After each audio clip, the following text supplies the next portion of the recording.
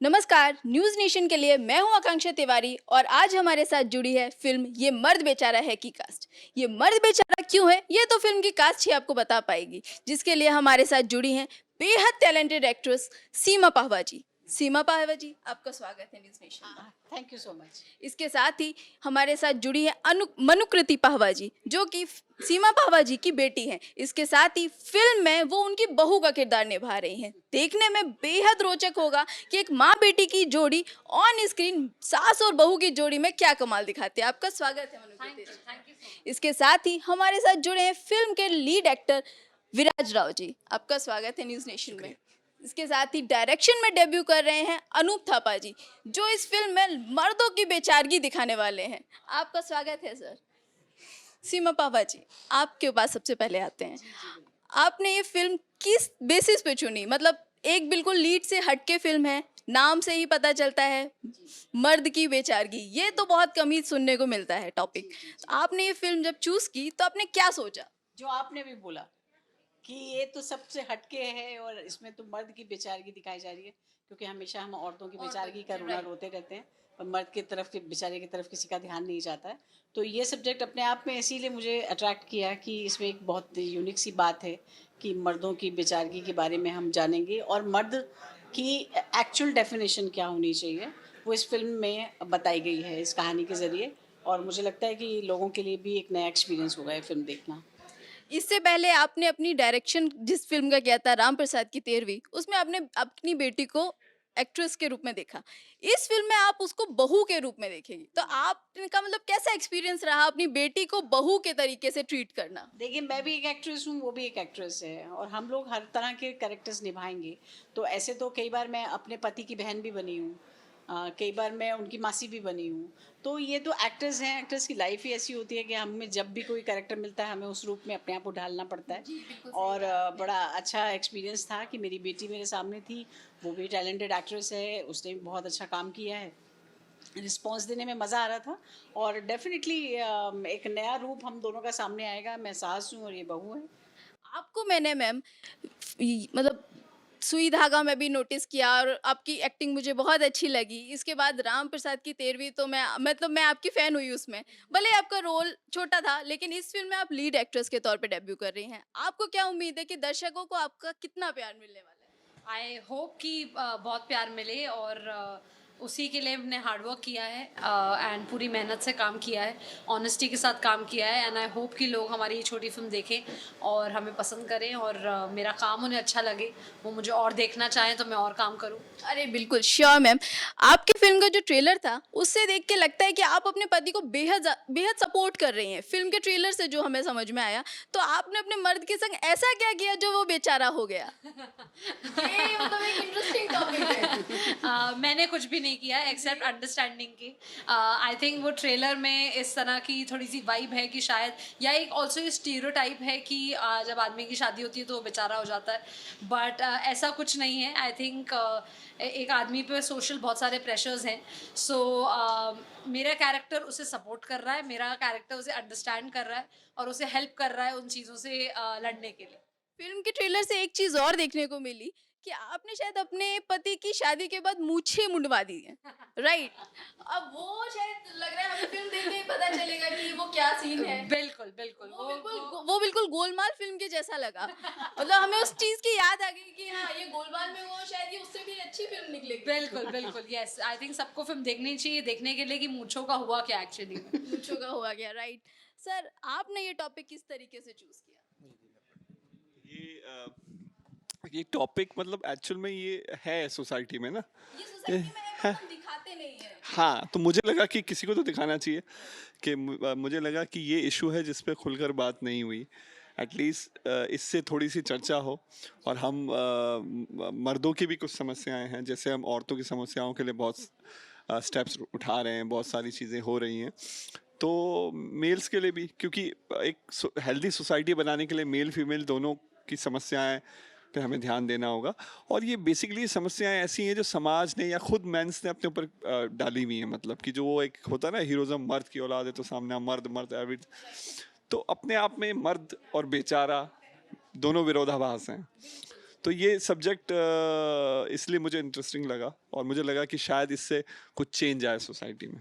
और आपने international men's day पे, सॉरी सर, आपने इंटरनेशनल मेंस डे पे इसको रिलीज करना चाहा, तो इसके पीछे भी आपने सोचा होगा कि जैसे विमेंस डे देश भर में सेलिब्रेट होता है तो मेंस डे को भी कुछ पहचान मिले। एक्चुअल में आपको इससे पहले पता था कि इंटरनेशनल मेंस डे होता है? कोई ईमानदारी से बताइएगा। बस सुना सुना है ऐसा। हाँ, यही है, मतलब मुझे लगता है बहुत कम लोगों को एक्चुअल में पता होता है कि इंटरनेशनल मेंस डे होता है, और अगर पता भी है तो डेट नहीं पता है। हाँ होता है, कोई ऐसे होता है, हाँ होता है, सबके डेज होते हैं। तो वही बात है कि देखिए इतनी इम्पोर्टेंट जैसे वुमेंस डे को हम इतना बढ़िया से सेलिब्रेट करते, तो मेंस डे है ना, आधी इस दुनिया की आबादी का आधा आधा हिस्सा है दोनों। तो एटलीस्ट हमें ऐसा लगता है क्या जरूरत है मेंस की, तो मेंस की सोसाइटी है, मेंस ने समाज क्रिएट किया, लेकिन ऐसा नहीं है।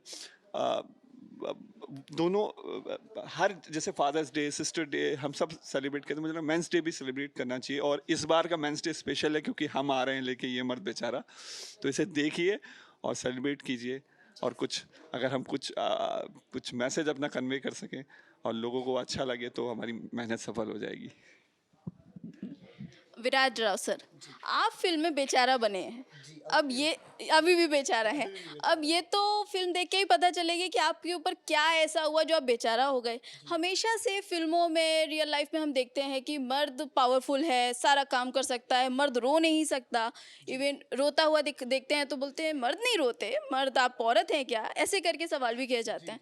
तो फिल्म में आपने क्या दिखाना चाहा है, मतलब आपका कैरेक्टर किस चीज को दिखाना चाहता है? सब कुछ तो आपने ही बता दिया।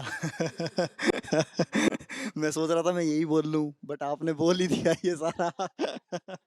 कि ये सारे चलते रहते हैं कि हमारे सोसाइटी में ये सब होता है कि आप रो नहीं सकते, आप ये कर नहीं सकते। मर्द को टफ दिखाया जाता राइट, टफ दिखाया जाता है। तो लेकिन जो कैरेक्टर है वो ऐसा नहीं है, उसके फादर चाहते हैं कि वो ऐसा हो।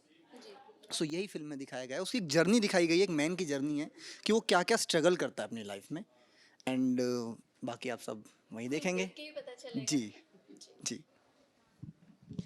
मैम, फिल्म के एंड में आपका जो डायलॉग है आपके हस्बैंड के संग, मतलब वो कि पड़ोसी का है, और ये वो डायलॉग मतलब बिल्कुल अलग है। और कहीं ना कहीं जो आपके टैलेंट, आपकी एक्टिंग का तरीका है, वो एक हम सब देसी लोगों को जोड़ता हुआ है। आपकी एक्टिंग देख कर, आपकी फिल्म देख ले राम प्रसाद की 13वीं, जब स्टार्टिंग में वो फिल्म शुरू होती है हमें नहीं लगता है कि वो इतना बांधेगी, और 5 से 10 मिनट के बाद हम उससे ऐसे जुड़ते चले जाते हैं कि एक मातम के सीन को आपने जिस तरीके से दिखाया था इस फिल्म में, आपके ट्रेलर, जो फिल्म का ट्रेलर है उसको देख के भी लगता है कि आपने उसी टाइप की एक एक्टिंग की है, जिसे लगता है कि हर घर में की जो औरत है वो कहीं ना कहीं आप में देखने को मिलती है, आपकी एक्टिंग में देखने को मिलती है। तो आप अपने कैरेक्टर को इस फिल्म में कैसा देखती हैं? मैं इस कैरेक्टर को ऐसे ही देखती हूँ, एक आम औरत की तरह जो आपके घर में होगी, कोई चाची, कोई मामी, कोई बुआ।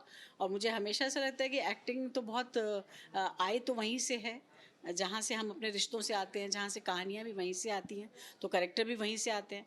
और जैसे आप उन कैरेक्टर्स को करने लगते हैं तो उनमें जितना आप ओरिजिनल हो सकते हैं, जितना रियलिटी आप दिखा सकते हैं, उतना लोग जल्दी जुड़ते हैं।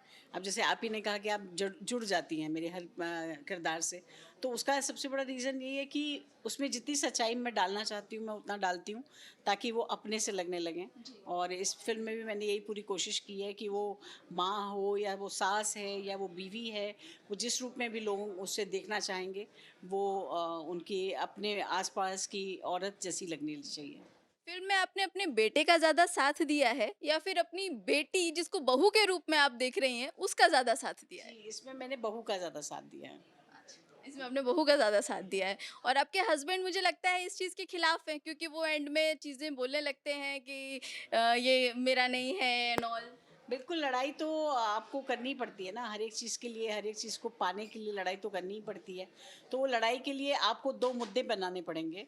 तो अगर मैं सॉफ्ट हूँ तो उनको सख्त होना ही पड़ेगा। तो इसलिए पति का कैरेक्टर इस तरह का है कि वो हर चीज़ में कह रहे हैं कि इस तरह का नहीं होना चाहिए, और मैं उनसे लड़ाई करके कह रही हूँ कि नहीं, ऐसा होना चाहिए। और जिस डायलॉग की आप बात कर रही हैं, वो मुझे लगता है कि पहली बार ये डायलॉग बोल दिया गया है। पहले हमेशा ऐसे ही होता है कि ये बेटा मेरा नहीं है, और वाइफ चुप हो जाती है, बेचारी ऐसी सी हो जाती है। इस बार उसने बोल दिया, अच्छा नहीं है, चलो अब क्या करोगे, आप बता दो क्या करोगे। कुछ नहीं कर सकते ना, तब भी कुछ नहीं कर सकते, अब भी कुछ नहीं कर सकते, तो चुप रहो। चुप रहो, राइट, बेहतर है चुप रहो। ये मतलब ये मैसेज भी बहुत अच्छा है। मैम, आपने इस फिल्म में अपने पति का इतना साथ दिया है, आपको क्या लगता है कि रियल लाइफ में भी ऐसा ही होता होगा, या फिर मर्द हमेशा अपनी फीलिंग्स को दबा के ही रखते हैं और उनकी वाइफ उनको साथ नहीं देती? आई Real life थिंक में आपको क्या लगता है? आई थिंक जो आदमी हैं, मर्द हैं, वो कहीं ना कहीं अपने इमोशंस को सप्रेस करते हैं। उन्हें उन्हें ये बचपन से बोल दिया जाता है कि तुम रो नहीं सकते, तुम लड़के नहीं हो क्या, मतलब इस तरह की चीज़ें उनसे हमेशा कही जाती है, जिस वजह से जब तक वो बड़े होते हैं तब तक उन्हें आदत हो जाती है अपने इमोशंस को सप्रेस करने की। सो आई थिंक अगर वो ये फिल्म देखकर उन्हें हल्का सा भी अगर महसूस हो कि हम एक्सप्रेस कर सकते हैं, तो शायद उन औरतों तक भी ये बात पहुंचे कि हमारे पति एक्सप्रेस कर सकते हैं, एंड देन वो फिर साथ देंगी, क्यों नहीं देंगी। जी, आपने बिल्कुल सही कहा कि पत्नी को पति का साथ देना चाहिए, हमेशा देना चाहिए, और बेटी को बहू का साथ, मतलब बहू को सास का भी साथ देना चाहिए।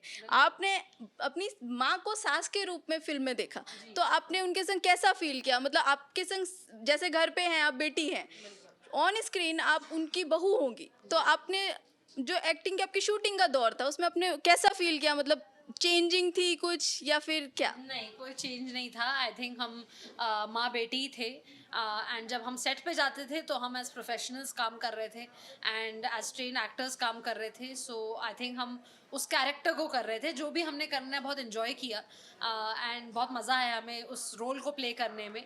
But at the end of the day ऐसा कोई हमारे रिलेशनशिप में चेंज नहीं आया, हम अभी माँ बेटी हैं एंड ऑन स्क्रीन ये देखना मतलब अच्छा लगेगा कि एक रियल लाइफ माँ बेटी स्क्रीन पर सास और बहू कैसे दिखाती है। और आपका टॉपिक तो बहुत ही अच्छा है, ये मर्द बेचारा। फिल्म रिलीज हो रही है 19 नवंबर को इंटरनेशनल मेंस डे पर। आपने शायद नहीं सुना होगा इंटरनेशनल मेंस डे को इससे पहले, लेकिन ये फिल्म देखेंगे तो आप ज़रूर इस इंटरनेशनल मेंस डे को सेलिब्रेट करने लगेंगे। Thank you.